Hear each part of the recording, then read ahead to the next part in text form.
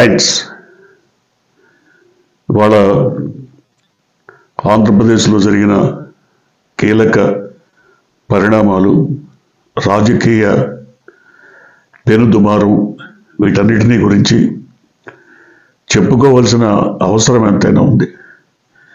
కొన్ని హాస్యభరిత సన్నివేశాలు కూడా ఉన్నాయి. వాటిని విని ఆనందించాల్సిన పరిస్థితి కూడా ఉంది. ముఖ్యంగా భారత హోంమంత్రి అమిత్ షా నిన్న రాత్రి చంద్రబాబు ఇంటికి డిన్నర్కి వచ్చారు. డిన్నర్ సందర్భంగా ఏ విషయాలు చర్చించారు అన్న దాని మీద ఎల్లో మీడియా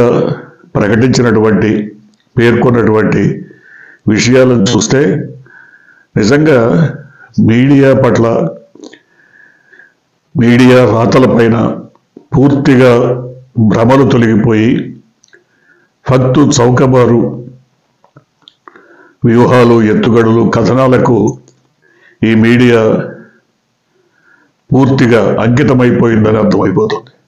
ముఖ్యంగా రాజకీయాలు మాట్లాడేటప్పుడు భారత హోంమంత్రిగా అమిత్ షా వాట్ అబౌట్ జగన్మోహన్ రెడ్డి అని అడుగుంటారు. దానికి జగన్మోహన్ రెడ్డిని గురించి వివరాలేంటి, ఆయన ఏం చేస్తున్నారు, ఆయన వ్యూహాలేంటి, వీటిని గురించి అమిత్ షా తెలుసుకోవాలని అడిగుండొచ్చు. కానీ ఎల్లో మీడియా మాత్రం జగన్మోహన్ రెడ్డికి ఎన్ని ప్యాలెస్లు ఉన్నాయి, ఎక్కడ భవనాలు ఉన్నాయి, ఏ ఆస్తులు ఉన్నాయి, వీటన్నిటినీ గురించి తెలుసుకున్నారు. తర్వాత అవాక్కయ్యారు, ఆశ్చర్యపోయారు, ఇలాంటి మాటలు రాశాయి. నిజానికి జగన్మోహన్ రెడ్డి కొత్తగా కట్టుకున్న ప్యాలెస్లు ఏం లేవు, అన్నీ పాతవే. 2019కి ముందు ఆయన ముఖ్యమంత్రి కాకముందు కట్టుకున్న ప్యాలెస్లే తప్ప కొత్తగా ఏం లేవు. వాటిని ప్యాలెస్లు అనటం కంటే వాటికంటే భిన్నంగా, వాటికంటే అత్యాధునికంగా, అత్యద్భుతంగా విలసిల్లుతున్నటువంటి చంద్రబాబు భవనాన్ని ప్యాలెస్ అనాలా, ఇంద్రభవనం అనాలా, ఏమనాలి? దానికంటే ఈ ఎల్లో మీడియా అధిపతి కట్టుకున్నటువంటి ఇంటిని గురించి ఏమనాలి? నిజానికి జగన్మోహన్ రెడ్డి ఇళ్ల గురించి లేదా వాటికి ప్యాలెస్లనే పేరు పెట్టి రకరకాల ఊహాగానాలతో రాసిన అనేక వార్తలు పుట్టిటి పురాణాలని, ఉట్టి కథనాలని ఎప్పుడో తెలిపోయింది.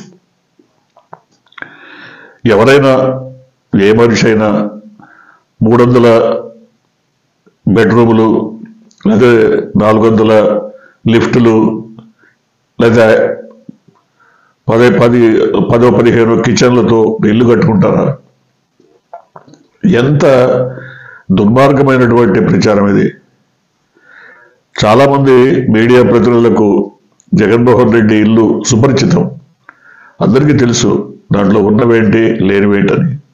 కానీ ఇంతగా దుర్మార్గంగా ప్రచారం చేయటం నిజంగా మీడియా దిగజారుడుతనానికి ప్రతీకగా చెప్పుకోవాలి. ఎందుకంటే జగన్మోహన్ రెడ్డి గురించి అమిత్ షా ఆరా తీశారని చెప్పచ్చు.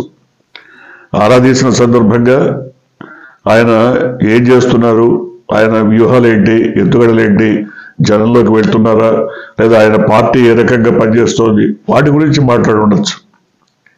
ఎందుకంటే జాతీయ పార్టీ ప్రతినిధిగా కీలకమైన భూమిక పోషిస్తున్నటువంటి అమిత్ షా జగన్మోహన్ రెడ్డి రాజకీయాల గురించి తప్పకుండా చర్చించి ఉంటారు.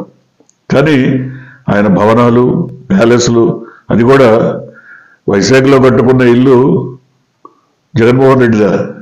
అది గవర్నమెంట్ గెస్ట్ హౌస్. అది మరి ఎంత జరుగుతున్నా కూడా ఎన్ని విషయాలు చర్చించినటువంటి ఎల్లో మీడియా ఆయన డిన్నర్ చేసినటువంటి బిల్డింగ్ ఎవరిది అది అడగలేదా? ఆ బిల్డింగ్ ఎవరిది? అది లింగమనేని రమేష్దా, చంద్రబాబుదా, చంద్రబాబు కొడుకుదా, లేదా ఆయన భార్య గిఫ్ట్గా ఇచ్చిందా?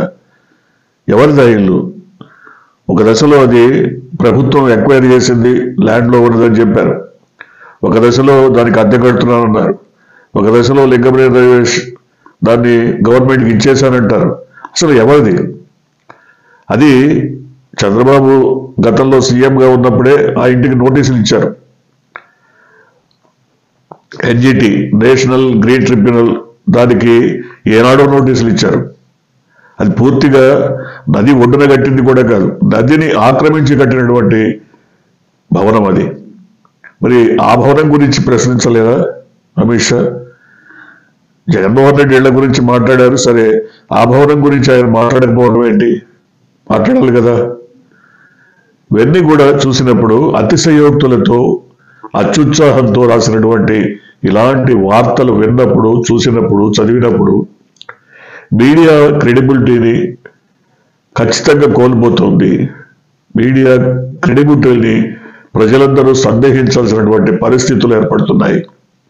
ఎస్, ఖచ్చితంగా ఎల్లో మీడియా క్రెడిబిలిటీ ఎప్పుడో కోల్పోయింది.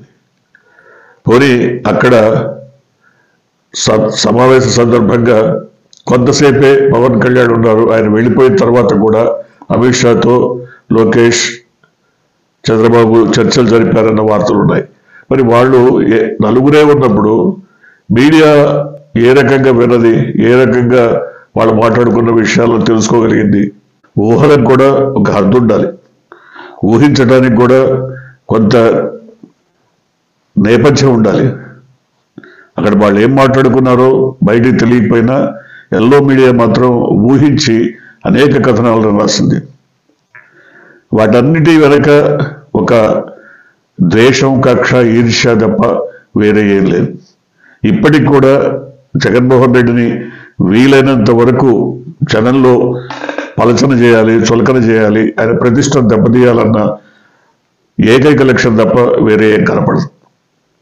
అయితే వాళ్ళు ఎంతగా రాసినా, ఏం మాట్లాడినా, నిజానికి అమిత్ షా తప్పకుండా రాష్ట్రంలో రాజకీయాల గురించి మాట్లాడినప్పుడు ఖచ్చితంగా జగన్మోహన్ రెడ్డి గురించి ప్రస్తావించి ఉండొచ్చు. ఆ ప్రస్తావనలో అనేక విషయాలు తెలుసుకొని ఉండొచ్చు. వాటి వల్ల తప్పేం లేదు. కానీ వాటి ఇళ్ల గురించి మాట్లాడతారని మటుకు ఎవరు అనుకోని ఉండరు. అయితే ఖచ్చితంగా పవన్ కళ్యాణ్ని వదిలించుకోవడం ఎట్లా? మీరే ఏదో ఒక దోవ చూపించాలి, మీరే ఏదో ఒక మరి పథక రచన చేసి అతన్ని కడిచి తప్పిస్తే ఖచ్చితంగా మరి ముఖ్యమంత్రి పీఠం పైన తన కుమారుడిని కూర్చోబెట్టడానికి వీలవుతుంది అని చంద్రబాబు అడిగినట్టుగా కూడా కొంతమంది చెప్తున్నారు. ఇది నిజమా కాదా అంటే వాళ్ళే చెప్పాలి. ఎందుకంటే అమిత్ షాని వేడుకోవడం ద్వారా, అమిత్ షా ప్రమేయంతోనే చంద్రబాబుకి వచ్చిందన్న వార్తలు కూడా ఒకనొక సందర్భంలో వినపడ్డాయి. ఎందుకంటే పురంధేశ్వరి మధ్యవర్తిత్వంతో, కిషన్ రెడ్డి మధ్యవర్తిత్వంతో లోకేష్ మరి 45-50 రోజుల పాటు ఢిల్లీలో మకాం వేసి అమిత్ షాని కలిసి మరి బెయిల్ ఇప్పించడానికి నానా తంటాలు పడ్డారని వార్తలు వచ్చాయి. వాటి వెనక నిజం ఉండొచ్చు, లేకపోవచ్చు. కానీ ఖచ్చితంగా అమిత్ షా, చంద్రబాబుల మధ్య కొంత అవగాహన ఉంది, కొంత వారి మధ్య సాన్నిహిత్యం ఏర్పడిందన్న మాటలు మాత్రం వినపడుతున్నాయి. అమిత్ షాకు, చంద్రబాబుకి మధ్య కొంత అవగాహన ఉన్న విషయం అనేక సందర్భాల్లో బయటపడింది.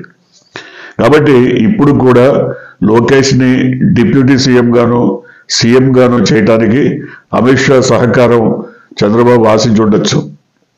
ఎందుకంటే పవన్ కళ్యాణ్ని ఏ విధంగా సైలెంట్ చేయాలి, అతని ఒంటెత్తు పోకడని ఎక్కడ కట్ చేయాలి, ఎక్కడ కట్టడి చేయాలి, ఏ విధంగా చేయాలి, దానికి బీజేపీ అగ్రనాయకత్వం ఏ రకంగా సహకరించాలి, వీటన్నింటి గురించి మాట్లాడి ఉండొచ్చు.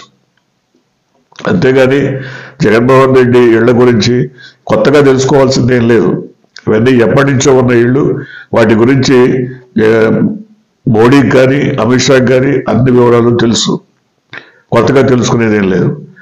మరి అంతకంటే అద్భుతమైనటువంటి చంద్రబాబు హైదరాబాద్ భవనాన్ని గురించి, ఇంద్రభవనాన్ని గురించి ఎప్పుడు ఎవరైనా ప్రస్తావించారా? దాంట్లో ఎన్ని గదులు ఉన్నాయి, ఎన్ని బెడ్రూమ్లు ఉన్నాయి, ఎన్ని లిఫ్టులు ఉన్నాయి, ఎవరు మాట్లాడలేదే. దాని గురించి అసలు ఏ కథనాలు రాయరే. అంతేకాదు మరి ఇప్పుడు కరకట్ట కంపెనీ గురించి కూడా ఏమాత్రం ప్రస్తావించరే. అది ఇల్లీగల్ కన్స్ట్రక్షన్ అని, దానికి నోటీసులు ఇచ్చారని ఎప్పుడు ప్రస్తావించరే. కానీ జగన్మోహన్ రెడ్డి వీళ్ళ గురించి మాత్రం పదే పదే పదే పదే ప్రస్తావిస్తున్నారు. ఏది ఏమైనా ఇవాళ చివరిగా కొసమెరుపు ఒక అంతిమమైనది హాస్యభరితమైనది చెప్పుకోవాలి. ముఖ్యంగా ఇవాళ ఎన్డీఆర్ఎఫ్ భవనాలకు సంబంధించి వాటి ప్రారంభోత్సవానికి సంబంధించి అమిత్ షా పాల్గొన్న సమావేశంలో చంద్రబాబు మాట్లాడిన ఇంగ్లీష్, అట్లాగే పవన్ కళ్యాణ్ చూసి చదివిన ఇంగ్లీష్ చూసిన తర్వాత ఒకప్పుడు తెలంగాణ మంత్రి కేటీఆర్ మాట్లాడారు, చంద్రబాబు మాట్లాడే ఇంగ్లీష్ని ప్రపంచంలో ఎవడు మాట్లాడలేడు అని.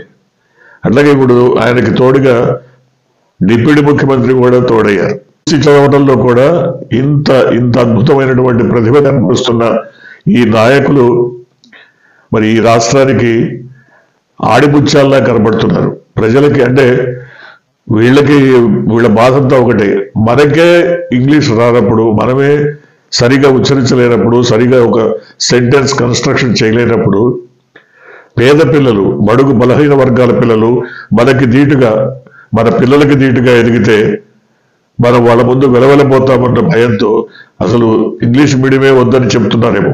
ఇవాళ మీటింగ్లో మాట్లాడిన ఇంగ్లీష్ చూసిన తర్వాత ప్రతి ఒక్కళ్ళకి ఇదే అభిప్రాయం కలుగుతుంది. అందుకనే ఇంత భయపడి ప్రభుత్వ పాఠశాలల్లో ఇంగ్లీష్ మీడియం వద్దని గట్టిగా వాదిస్తున్నట్టుగా కనబడుతోంది. ఏది ఏమైనా రాష్ట్రంలో సమస్యలే లేనట్టు, రాష్ట్రంలో మిగతా విషయాలే లేనట్టు, రాష్ట్రంలో ప్రజా సమస్యలు గాలి కొదిలేసినట్టు, కేవలం జగన్మోహన్ రెడ్డి ఇళ్ల గురించే అమిత్ షా పరిగెట్టుకుని ఢిల్లీ నుంచి వచ్చి మాట్లాడినట్టు మీడియా రాసిన కథనాలు చూసిన తర్వాత అసహ్యం కలుగుతోంది ఆ మీడియా మీద. ఇలాంటి కథనాలా, ఇలాంటి కట్టు కథలా? ఎందుకంటే మీడియా కొన్ని ఊహించి రాయొచ్చు, కానీ ఒక అమిత్ షాకు ఒక స్థాయి ఉంది, దేశంలో హోంమంత్రిగా ఆయనకు ఒక ప్రతిష్ట ఉంది. దాన్ని కూడా దిగజార్చేలా ఇవాళ అధమస్థాయి వార్తలు రాసి పూర్తిగా తమ ప్రతిష్ట దెబ్బతీసుకోవడమే కాకుండా దేశ హోంమంత్రి ప్రతిష్టను కూడా కుప్పగొల్చినట్టుగా కనబడుతోంది. చూద్దాం మరి ఈ పోకడ ఎంతకాలం కొనసాగుతుందో. మీరు కొత్తగా కనుక ఈ ఛానల్ ని చూస్తున్నట్టయితే, మీరు ఇప్పటివరకు మన ఛానల్ ని సబ్స్క్రైబ్ చేసుకున్నట్టయితే వెంటనే ఛానల్ ని సబ్స్క్రైబ్ చేయండి. వెంటనే వీడియోని లైక్ చేసి షేర్ చేయండి. బెల్ ఐకాన్ని